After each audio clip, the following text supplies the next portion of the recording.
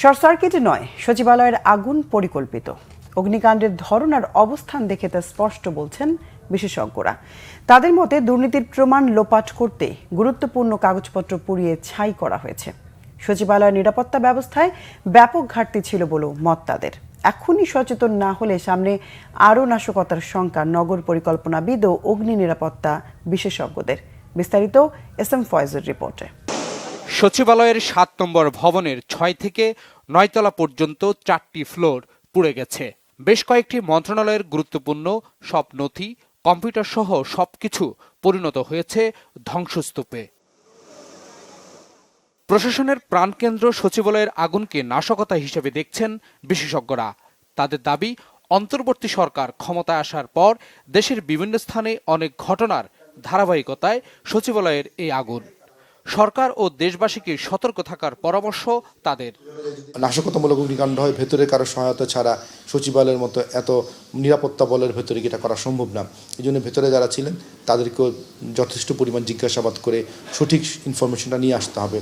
আর এতগুলো যে দলিল দস্তাবেজ, যেটা সরকারের গুরুত্বপূর্ণ দলিল, যেটা আমরা হারিয়ে ফেললাম, তার তো অপরিণীয় ক্ষতি। তাহলে রাষ্ট্র এই ধরনের অন্য যত ধরনের সচিবালয়ের অন্য ভবনগুলো আছে সেটা যেন নিরাপত্তা বাড়ায় এবং প্রতিটি ডকুমেন্ট যেন তার যেন বিভিন্ন ধরনের কপিগুলো যেন করে ফেলে, কারণ এই ধরনের অগ্নিকাণ্ড নাশকতামূলক আরও কিন্তু সামনে আসার সম্ভাবনা আছে। বিভিন্ন জায়গায় লাগছে, সুতরাং মাঝখানে আবার গ্যাপ আছে, আবার লাগছে।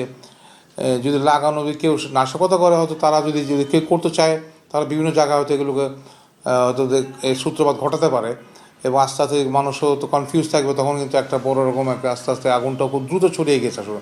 সেটার বড় ফ্যাক্টর আসলে এখানে, কারণ এখানে কিন্তু আমাদের কোনো গ্যাসও নাই আসলে। এখানে হয়তো কাগজপত্রগুলো আছে, এখানে চেয়ার টেবিল আছে, সেগুলো হয়তো এখানে আলাদা কোনো কেমিক্যালও নাই। সুতরাং সেই পরিপ্রেক্ষিতে আমি বলবো যে অবশ্যই এটা নাশকতার সম্ভাবনা আমি উড়িয়ে দেওয়া যাচ্ছি না আসলে। প্রকৃত ঘটনা জানতে দ্রুত তদন্তের তাগিদ দিয়েছেন ফায়ার সার্ভিসের সাবেক মহাপরিচালক আলী আহমেদ খান। আর এই ঘটনায় অন্তর্বর্তী সরকারের ব্যর্থতা দেখছেন নগর পরিকল্পনাবিদ আদিল মোহাম্মদ খান। আমাদের সচিবালয় নিরাপত্তা একটা খুবই গুরুত্বপূর্ণ জায়গা। সেখানে কিন্তু সেফটির ব্যাপারে কোনো কম্প্রোমাইজ করা উচিত না, বিশেষ করে সেফটি অ্যান্ড সিকিউরিটি।